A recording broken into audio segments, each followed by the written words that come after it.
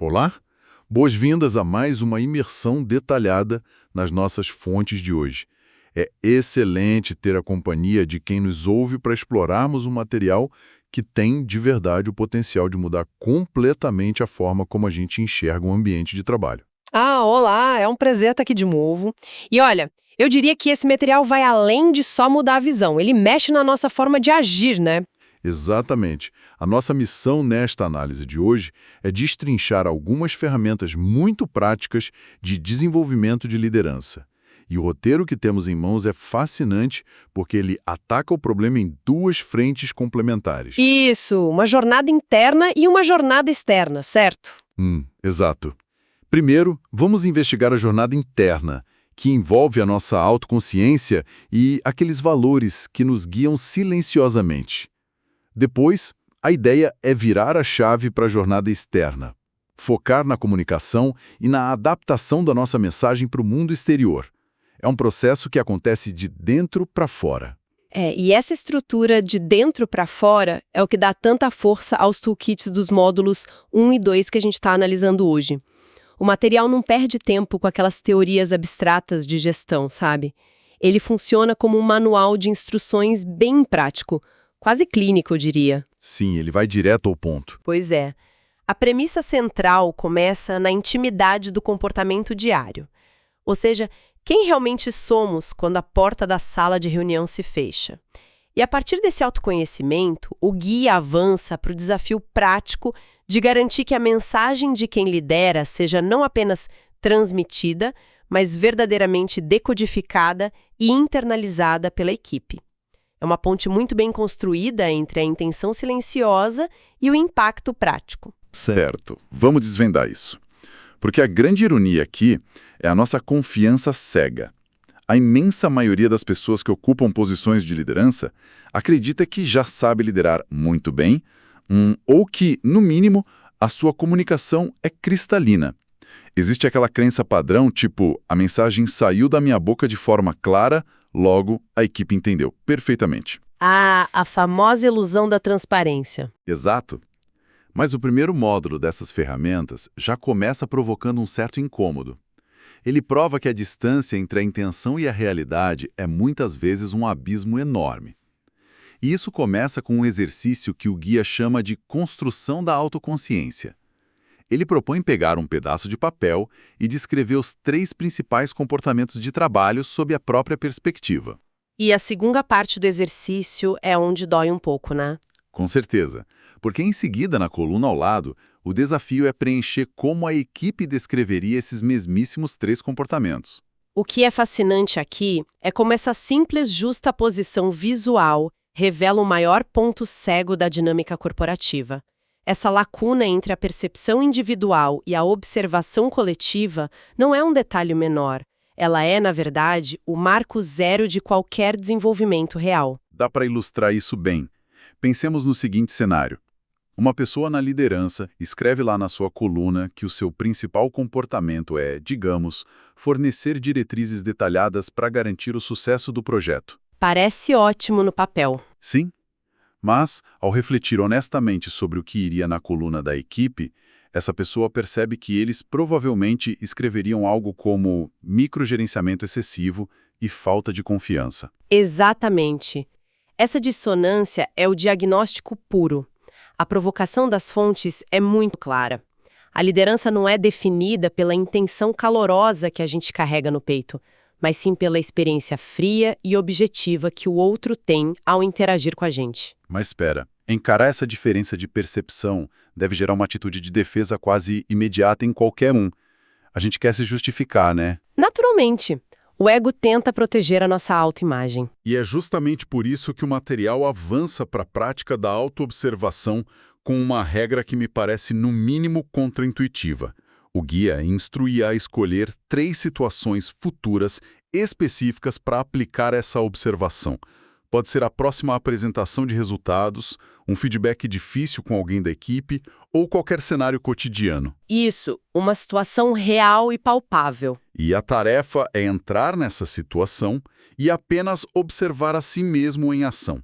A regra de ouro, que é bem explícita no texto, é não julgar absolutamente nada e, principalmente, não agir de forma diferente do normal. Mas, vem cá, como é humanamente possível estar consciente de um comportamento problemático no meio de uma reunião e simplesmente não tentar corrigir na mesma hora? Olha, essa é sem dúvida a barreira psicológica mais difícil de transpor nesse processo todo.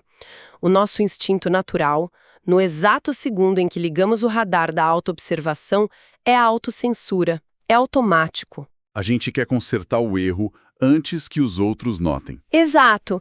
Se a pessoa percebe no meio da reunião que está interrompendo um colega pela terceira vez, a reação automática é sentir uma pontada de culpa, recuar na cadeira e mudar a postura para parecer mais colaborativa. Mas a instrução para não agir diferente e apenas tomar nota tem um propósito científico bem profundo aí. Que seria não contaminar os dados, certo? Perfeito. Se o comportamento é alterado apenas pelo fato de estar sendo observado, os dados coletados são falsos. O exercício não é uma ferramenta de correção imediata. Ele é um instrumento de auditoria. É muito desconfortável desligar o mecanismo de julgamento e atuar como uma testemunha neutra das próprias imperfeições. Eu mesma confesso que acho super difícil. No entanto, para mapear o comportamento padrão real, com todos os seus vícios, é preciso suportar esse desconforto sem aplicar o filtro moral. Nossa, isso muda bastante a perspectiva. É ter a frieza de ser um pesquisador da própria rotina. A pessoa coleta os dados antes de tentar curar a doença. E, uma vez que esse espelho da autoobservação está lá estabelecido e os dados reais estão na mesa, o material nos empurra para a próxima camada. Investigar o que está alimentando essas atitudes no fundo. Sim, é o momento de olhar para a bússola dos valores. Isso. O documento apresenta uma lista de valores que é bastante extensa. Para contextualizar quem está acompanhando a nossa análise, eu vou ler alguns exemplos listados no guia. A lista inclui coisas como família, liberdade, segurança, lealdade, inteligência, conexão, criatividade, honestidade, aventura, gentileza, trabalho em equipe, carreira, aprendizado, coragem, equilíbrio, compaixão, preparo físico, profissionalismo e relacionamentos. É uma lista de peso. Só tem coisa boa. Pois é, e aí vem a pegadinha. A missão dada pelo material é classificar todos esses itens em categorias de mais importante, média importância e menor importância. E parece simples até a gente tentar fazer isso na prática. Nossa, torna-se um exercício de extrema tensão psicológica, porque socialmente fomos treinados a valorizar todos esses conceitos. Ninguém quer categorizar gentileza ou honestidade como algo de menor importância. Pega muito mal, até com a gente mesmo. Dá um certo peso na consciência. Dá sim. A tendência inicial é tentar espremer quase tudo na coluna de mais importante. Só que o exercício força essa segregação justamente para revelar a verdadeira estrutura de tomada de decisão em momentos de crise. Porque se tudo é prioridade, nada é prioridade, né? Essa é a regra de ouro. Vamos imaginar um conflito prático. Uma pessoa que coloca liberdade e criatividade lá no topo da lista vai liderar de forma muito diferente de alguém cujos valores máximos são segurança e profissionalismo. Com certeza. A primeira pessoa pode detestar processos rígidos, né? Ela provavelmente vai dar autonomia total à equipe para testar ideias novas. Exato.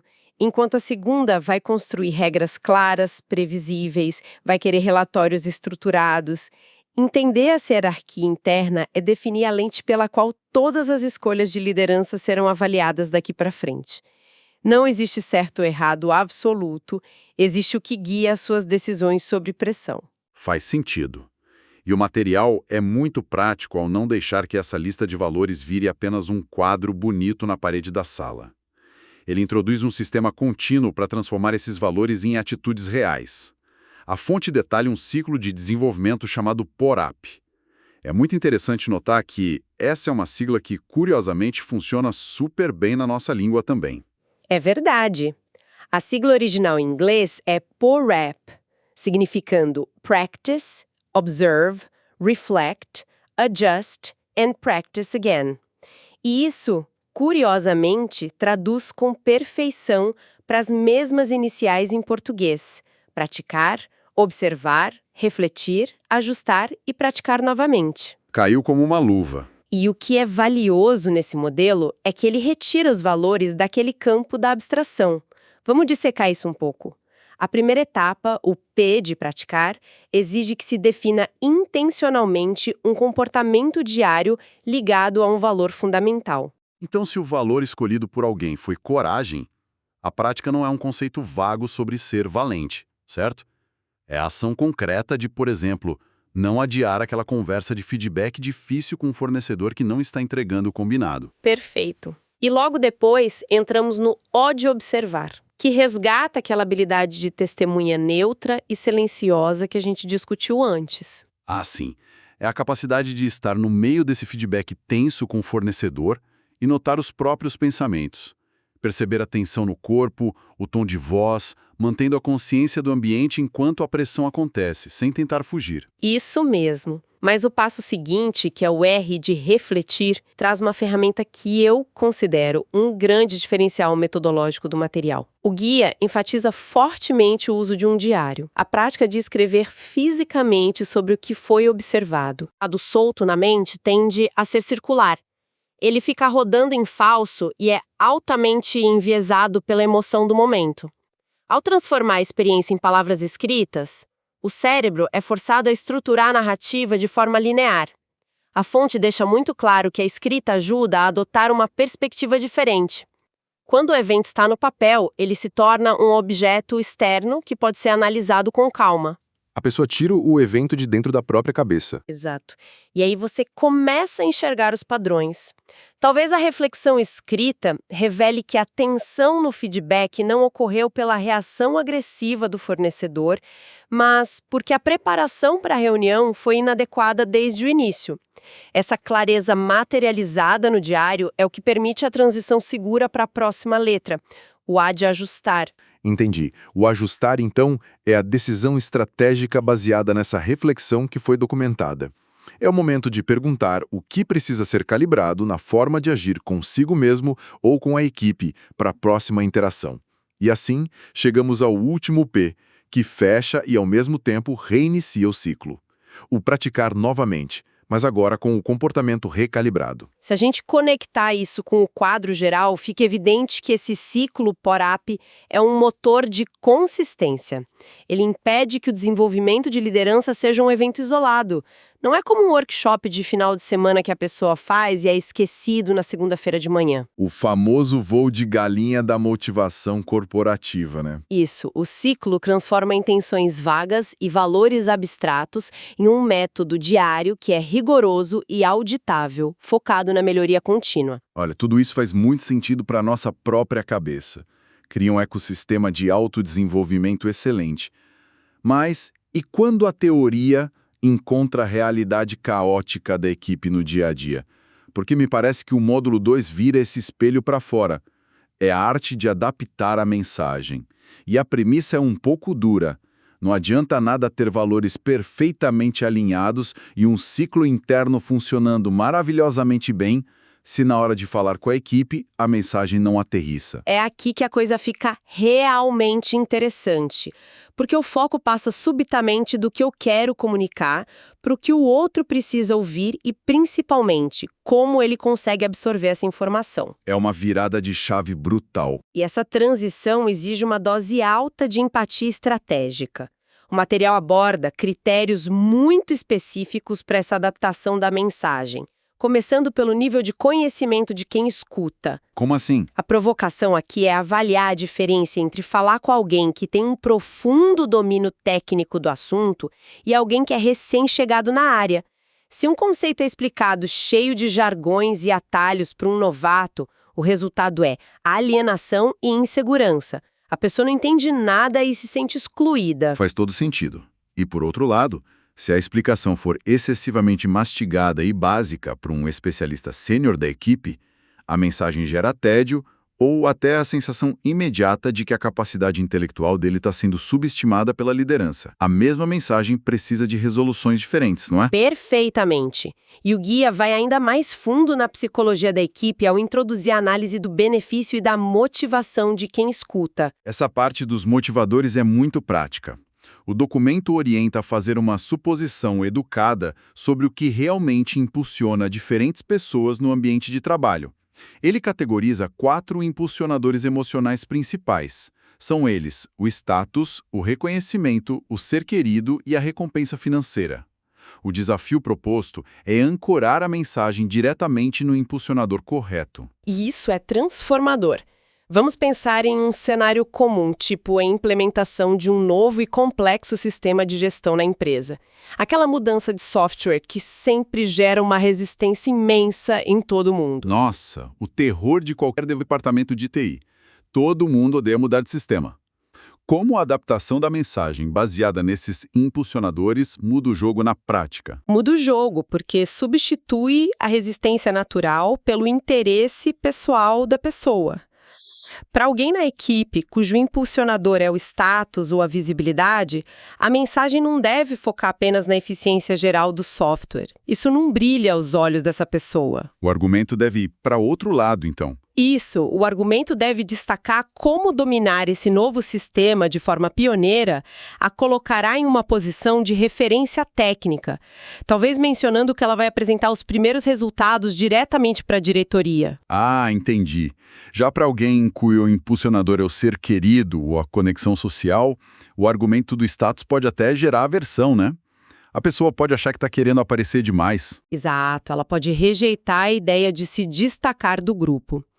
Para esse perfil, a abordagem ideal deve focar em como a nova ferramenta vai facilitar a colaboração de todos, mostrar como vai reduzir o estresse coletivo de fim de mês e ajudar a integrar as áreas para que o clima fique mais leve. Notou a sutileza? O objetivo final, que é implementar o sistema, permanece inalterado, o que se adapta cirurgicamente à embalagem emocional da mensagem para que o ouvinte perceba o benefício próprio com total clareza. É quase uma tradução simultânea de intenções. Entender o impulsionador é metade do caminho, mas o contexto e o formato da entrega parecem ser a outra metade crítica que as fontes trazem. O material discute fortemente a escolha do momento e do canal ideal. Isso é crucial hoje em dia. A tentação atual é resolver tudo por mensagens rápidas de texto ou e-mails, né? Sim, é muito conveniente só apertar enviar e tirar o problema da nossa frente. Mas a fonte nos alerta sobre o perigo dessa conveniência. Escolher entre um e-mail, uma reunião geral da equipe ou uma conversa individual de porta fechada pode literalmente definir o sucesso ou o desastre da comunicação. Mandar uma correção de rota delicada, um feedback negativo por e-mail no final da sexta-feira, por exemplo, isso destrói qualquer chance de assimilação construtiva, por melhor e mais polido que seja o texto. A pessoa vai passar o fim de semana ruminando aquilo. Com certeza. O meio é de fato parte da mensagem. E, além do veículo escolhido, o material aprofunda muito a discussão no estilo de comunicação. É solicitado um mapeamento do perfil de quem vai ouvir, dividido em alguns eixos práticos. Eu lembro bem dessa parte. O primeiro observa se a pessoa tem um estilo mais animado e expressivo ou mais contido e analítico, certo? Isso mesmo. E o segundo eixo diferencia a comunicação direta da indireta. A comunicação direta é aquela que dispensa preliminares e foca direto no resultado final. Já a indireta precisa construir todo o contexto e preparar o terreno antes de chegar ao ponto central. E, por fim, avalia-se o grau de formalidade ou informalidade no trato diário. Imagina a fricção que acontece quando um gestor altamente direto e informal tenta delegar uma tarefa crítica para alguém da equipe que é super sistemático, contido e formal. É a receita para o desastre de interpretação. O gestor manda uma mensagem rápida na intranet dizendo algo como: precisamos virar aquele relatório até amanhã. Foca só nos números principais, valeu? Na cabeça do gestor, ele foi ágil, eficiente e até simpático. Mas na recepção de quem lê, aquilo soa caótico? Soa caótico, rude e completamente carente de informações estruturadas. A pessoa formal entra em pânico. A provocação do guia não é apenas identificar esses estilos, mas aplicar a técnica de espelhamento, como alinhar a nossa entrega ao formato que o outro tem mais facilidade de processar. O espelhamento é, na sua essência, um ato de respeito inconsciente pela outra pessoa. Quando o estilo de quem ouve é identificado como contido e indireto, o emissor da mensagem precisa ter a inteligência de desacelerar o próprio ritmo, baixar um pouco o tom de voz, fornecer o contexto completo do porquê estamos fazendo aquilo antes de sequer mencionar o que precisa ser feito. É um ajuste de sintonia fina. É sim. Ao ajustar a formalidade e a franqueza para combinar com o receptor, reduz-se o ruído e a resistência natural. Você visita a pessoa no espaço de conforto dela, em vez de exigir que ela gaste uma energia mental enorme tentando decifrar o seu estilo pessoal. E é exatamente nesse ponto de convergência entre os valores internos que a gente mapeou antes e essa comunicação externa adaptada, que o documento apresenta a sua cartada final. Para amarrar os dois módulos, o último exercício exige listar os 3 valores de liderança mais importantes, aqueles definidos lá no início, e mapear detalhadamente como projetá-los no dia a dia. E ele divide isso em 3 frentes de projeção, certo? Isso. Projetar através das atitudes à primeira vista, que seria a nossa postura não verbal, através das palavras que escolhemos usar ativamente e, por fim, através das ações concretas que tomamos. Mas em vez de parar nessa lista positiva e inspiradora, o guia introduz o conceito que considero o mais revelador de toda a análise: o risco da negação. Isso levanta uma questão importantíssima, possivelmente a aplicação mais sofisticada desse toolkit inteiro. O exercício não se contenta em saber como o valor é projetado e fica por isso mesmo. Ele obriga o preenchimento de colunas específicas sobre como podemos, de forma totalmente acidental, negar ou contradizer esse exato valor no dia a dia. Esse foi o meu momento de virada de chave lendo o material. Ele pede para mapear as posturas à primeira vista que destroem a percepção do valor, as palavras que invalidam a nossa crença e as ações que configuram uma autossabotagem perante a equipe.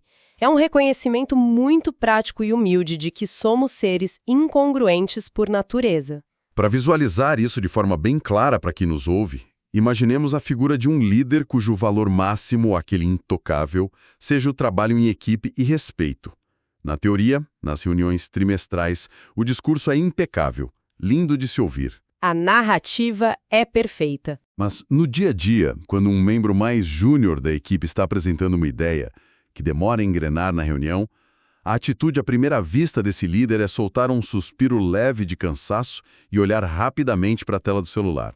Nossa, o impacto disso é destrutivo. Sim, ou pior, a ação tomada na sequência é interromper a pessoa dizendo: tudo bem, para ganharmos tempo, deixa que eu mesmo ajusto isso depois e te mando. E lá se foi o trabalho em equipe e o respeito. Essas microexpressões de impaciência e a centralização da tarefa negam e destroem o valor que ele tanto prega no exato instante em que ocorrem. Todo aquele discurso bonito desmorona por causa de um hábito não monitorado.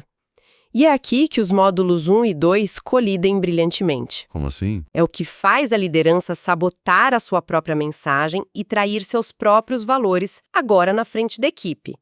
A ineficácia na comunicação raramente é um problema de falta de vocabulário ou de falta de carisma. É quase sempre um problema de incongruência comportamental. Ações falam mais que palavras, no fim das contas. As equipes podem até ouvir e balançar a cabeça concordando com os discursos bem ensaiados, mas elas só confiam e seguem o que experimentam de fato através das ações diárias da liderança. Exato. Ao forçar o mapeamento dessas armadilhas invisíveis, o material constrói cercas de proteção ao redor da integridade de quem lidera. É um exercício de antecipação. Só é possível evitar essa autossabotagem externa se os motivadores e as falhas internas já tiverem passado pelo crivo rigoroso da autoobservação e do ajuste contínuo do ciclo PORAP. É uma estrutura verdadeiramente circular e interdependente. Bom, para consolidarmos a imensa jornada da nossa análise de hoje, a gente começou enfrentando o espelho desafiador da autoconsciência, mapeando sem julgamentos a lacuna entre a intenção pessoal e a realidade observada pela equipe.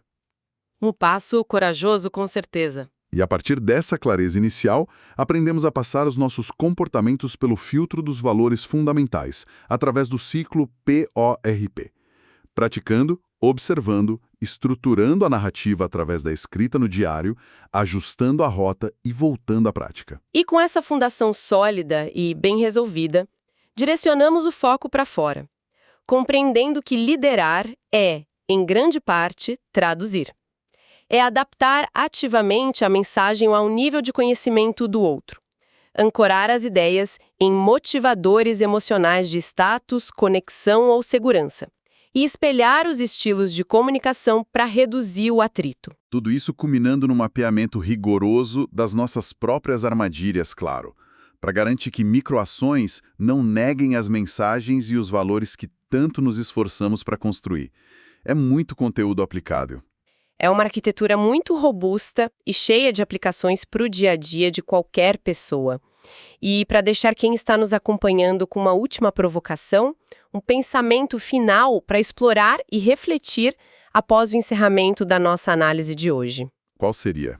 Nós dissecamos extensivamente a necessidade de moldar a mensagem, espelhar o estilo e adaptar a embalagem ao ouvinte, certo? Mas pensem sobre isso. Se a liderança investe absolutamente toda a sua energia e foco ajustando milimetricamente o seu tom para ser mais animada ou mais contida, formal ou informal, sempre buscando o motivador exato de cada pessoa da equipe, Certo. em que ponto essa superadaptação começa a diluir a sua própria voz autêntica? Onde se traça a linha limite entre a empatia estratégica, que gera conexão verdadeira, e o perigo de se tornar um camaleão corporativo que abandona a própria essência apenas para dizer o que os outros estão mais confortáveis em ouvir? É uma fronteira complexa que merece uma reflexão contínua. Uma excelente provocação para fecharmos o nosso encontro e continuarmos pensando. A gente corre o risco de virar um espelho vazio, né? Agradecemos muito a companhia de quem nos ouve até aqui e pelo tempo dedicado a explorar essas ideias conosco nesta imersão profunda. A recomendação prática é tentar colocar pelo menos um desses conceitos no radar durante a próxima semana, seja a autoobservação neutra na próxima reunião ou atenção aos impulsionadores da sua equipe. Um grande abraço e continue mergulhando no conhecimento. Até a próxima. Até mais, pessoal. Um abraço e boas reflexões na prática.